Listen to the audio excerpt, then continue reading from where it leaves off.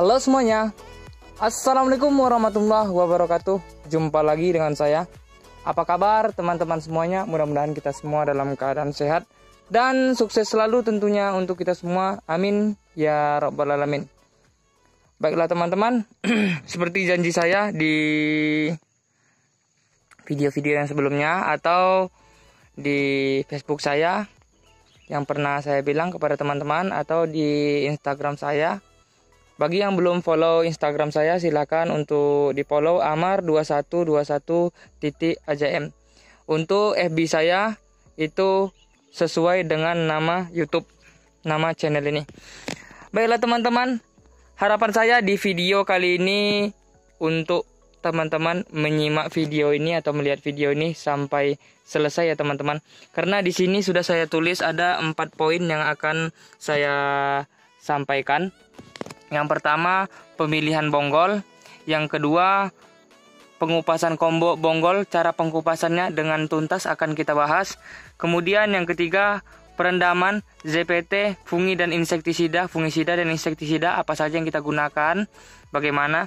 Udah itu yang keempat, media yang kita gunakan. Harapan saya teman-teman melihat video ini, simak video ini sampai selesai.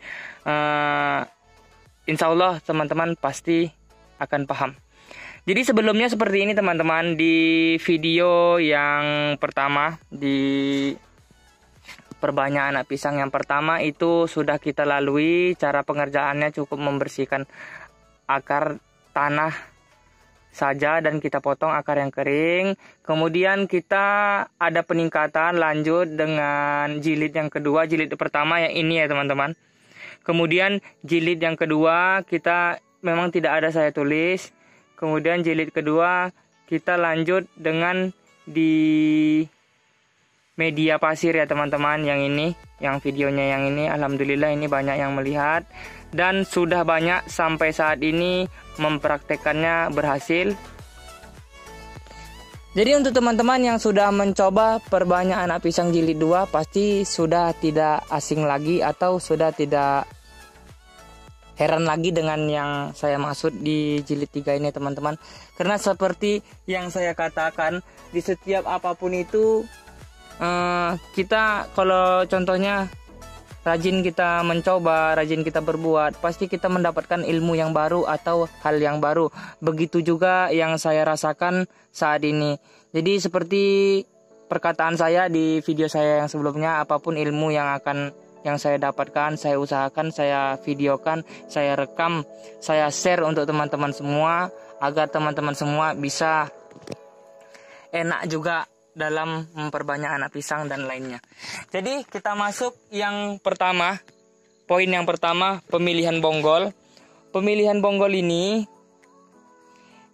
kita bebas menggunakan. Banyak yang bertanya di jilid 2 ya kemarin ya teman-teman, itu banyak komentar yang sempat saya balasi. Sekarang sudah tidak sempat lagi saya membalasinya, mohon maaf.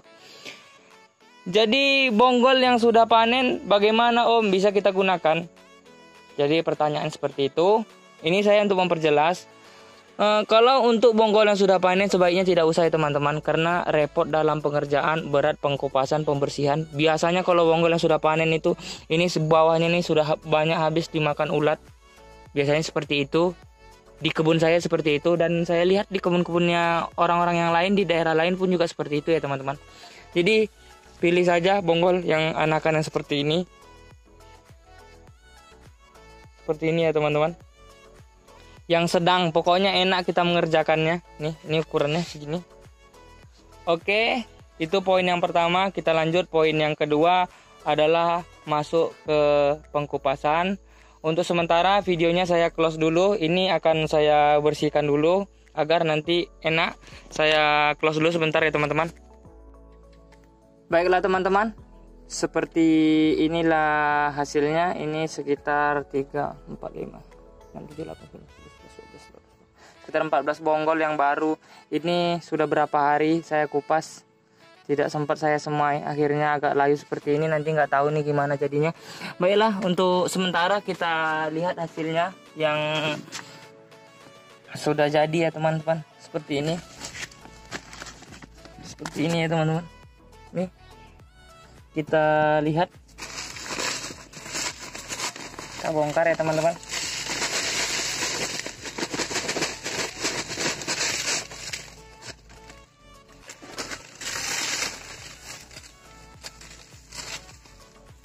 Jadi ini dari satu bonggol ya teman-teman. Ini seperti ini jadinya.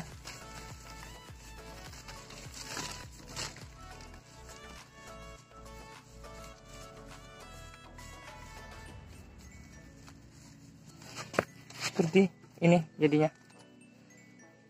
dari satu bonggol ya teman-teman. Kemudian di sini juga bisa kita lihat ini tadi ya teman-teman.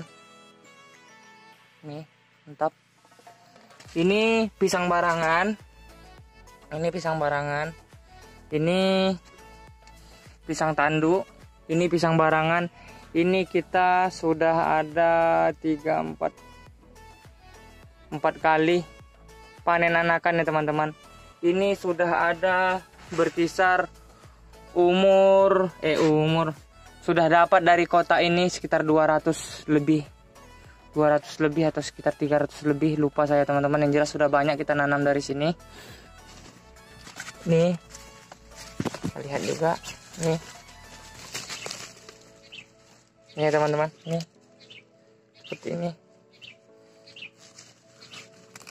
Kemudian ini nanti kita keluarkan semuanya. Kemudian kita lihat yang di sini.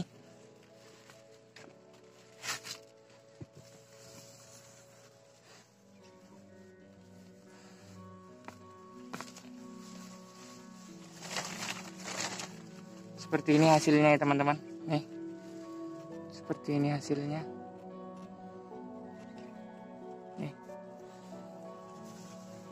Baiklah, nanti kita lanjutkan lagi membongkar ini. Sekarang kita selesaikan dulu pada pengkupasan kita ya teman-teman.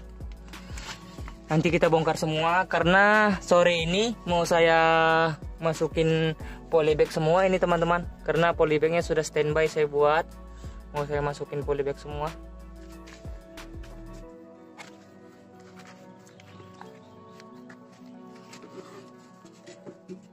Jadi seperti ini bonggolnya teman-teman. Yang lain saya sudah kupas tadi duluan ya. Ini saya sisakan satu yang tanduk kambing nih. Jadi ini kalau yang ini kita biarkan, nanti yang ini lambat. Yang ini sebenarnya udah jadi nih teman-teman. Tinggal kita potong saja, kita masukin polybag seperti ini. Ini adalah yang saya bilang pendolan-pendolan itu. Ini ya teman-teman. Nih saya potong. Jadi saya sebagian ada yang saya potong, ada yang tidak saya potong. Jadi itu terserah sama teman-teman semua. Kalau kita potong yang sudah seperti ini, nanti proses yang bagian sini lebih cepat atau muncul dari tengah ya teman-teman. Jadi karena ini sudah terlalu besar, kita potong saja. Nih seperti ini kita potong saja ya teman-teman. Nih dah.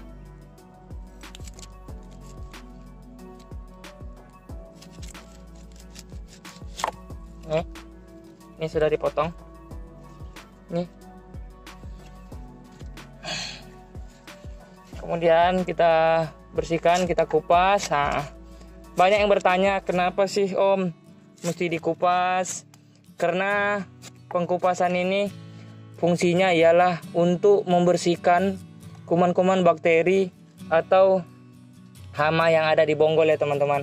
Biasanya hama yang seperti mana contohnya, yang seperti bolong-bolong di bonggol, nah, itu harus kita bersihkan. Kemudian setelah kita kupas seperti ini, nanti ini sangat cepat sekali keluar akar barunya. Jadi itu kelebihannya. Dah, setelah kita kupas seperti ini kita potong saja. Nih kita potong saja sini. Kemudian kita kupas ini seperti ini. Ingat seperti yang saya katakan, di sini terlihat ada semacam titik-titik tempat lengketnya ya teman-teman. Titik-titik tempat lengketnya, di atasnya itu sedikit. Kita mengkupasnya.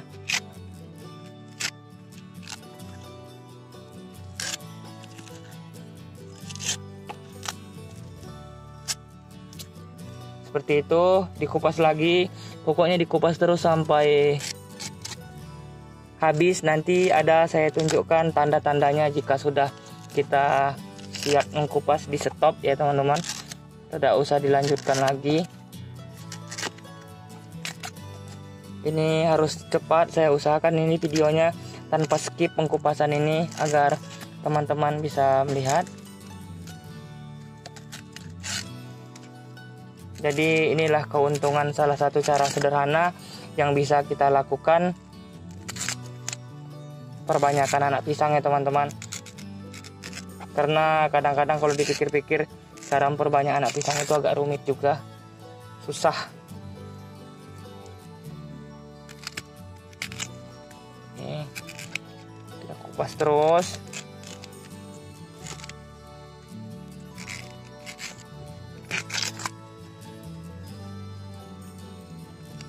Saya minta tolong kepada teman-teman semua, setelah melihat video ini, permintaan saya hanya satu, tolong di-share video ini agar banyak saudara-saudara kita yang paham cara perbanyakan anak pisang ya teman-teman. Share.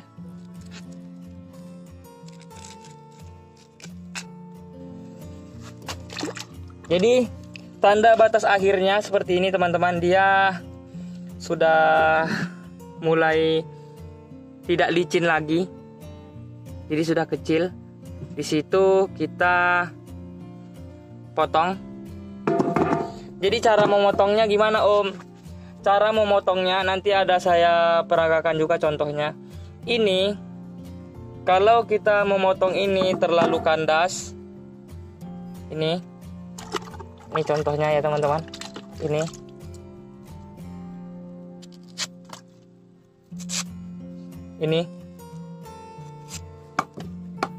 jika ini kita ambil kandas lagi dari sini, ini ada di antara dari batang dan bonggol tempat perekatnya itu, di antaranya itu titik-titik bakal tumbuh mata tunas juga. Jika terlalu kandas kita mengambilnya, maka titik-titik itu terbuang teman-teman.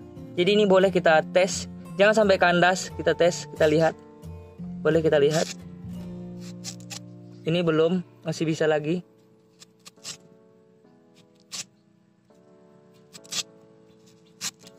Ini biarlah jadi contoh ya teman-teman.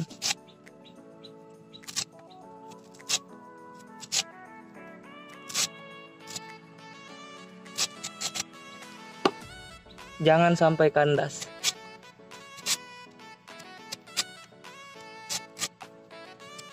Nah, jangan sampai kandas ya teman-teman ini. Karena dari sini pun juga bisa keluar mata tunas. Jadi jangan terlalu kandas. Usahakan seperti ini, dikira-kira saja, jangan terlalu tinggi dan jangan terlalu kandas. Jadi seperti itu ya teman-teman. Kemudian kita silang. Ini gunanya untuk kalau tidak kita belah seperti ini, itu nanti tidak terhambat ya teman-teman. Nanti muncul lagi yang dari tengah ini, keluar daun lagi seperti ini nanti jadinya. Keluar lagi seperti ini jadinya. Harapan kita kan keluar dari sini dan keluar, jika cara pengerjaan kita dan perawatan kita benar, keluar juga dari tengah seperti yang saya perlihatkan tadi ya teman-teman.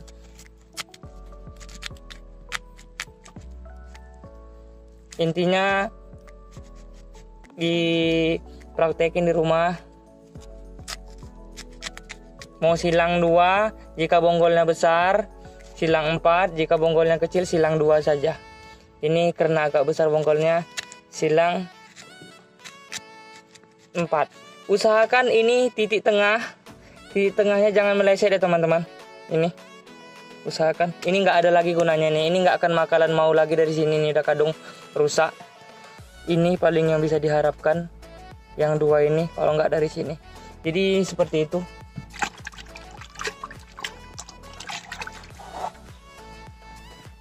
Baiklah, kita lanjut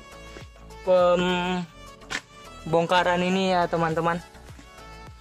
Ini kita lanjut, kita lihat nih. Ini saya sudah banyak dapat dari sini ya teman-teman.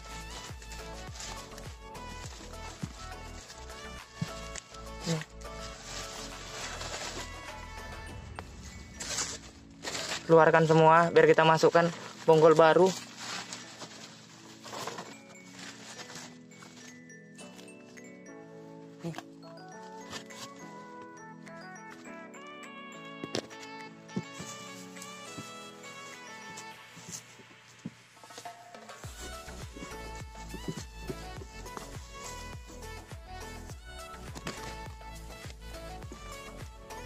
Nih teman-teman, ini aduh patah pula. Tidak apa-apa, masih bisa.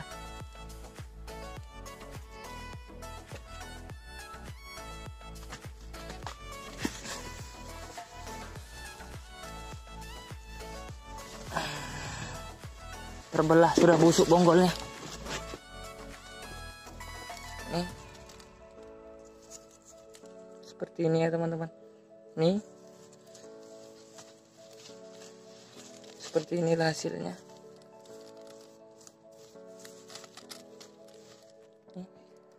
Baiklah teman-teman, kita memasuki poin yang ketiga, masalah ZPT, fungisida dan insektisida ya teman-teman.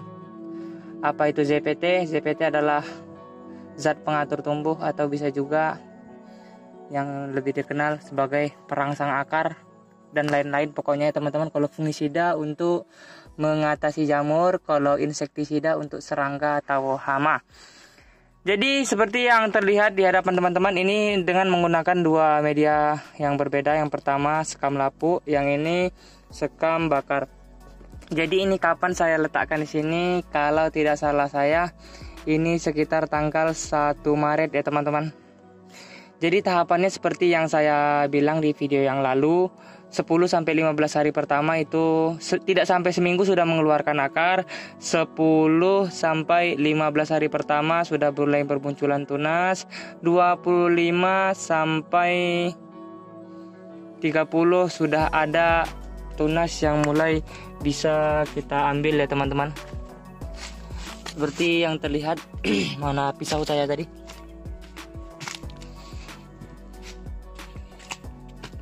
Ini nampak biasanya saya raba cuman ya teman-teman. Copot sendiri sama tangan. Ikut kok akarnya. Gak apa-apa, bagus.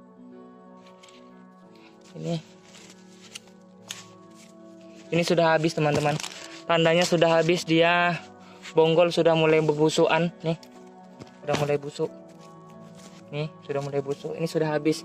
Ini terakhir kita panen tuntas ya teman-teman. Kita panen tuntas. Sebenarnya kalau saya ditanya pribadi saya, memang yang ini lebih banyak dapat hasil anakannya. Tapi kalau saya ditanya, saya lebih suka yang ini teman-teman. Ini anakannya lebih gemuk-gemuk. Jadi seperti itu. Jadi apa fungisida, apa insektisida yang saya berikan untuk ini? Jadi seperti yang terlihat di video. Ini ketika itu saya, karena bawang bisa juga kita bawang merah, itu saya coba, saya iris-iris. Ini tidak ada direndam pakai fungisida, tidak ada direndam pakai insektisida ya teman-teman. Bawang merah yang kotak ini, yang kotak barangan, bawang merah saya iris-iris, saya letakkan di dalam baskom, air hangat kuku. Pokoknya takarannya itu ukurannya sampai berbau lah airnya ya teman-teman. Jadi itulah yang saya buat sini. Kemudian saya oles menggunakan batang serai ya teman-teman. Jadi itu.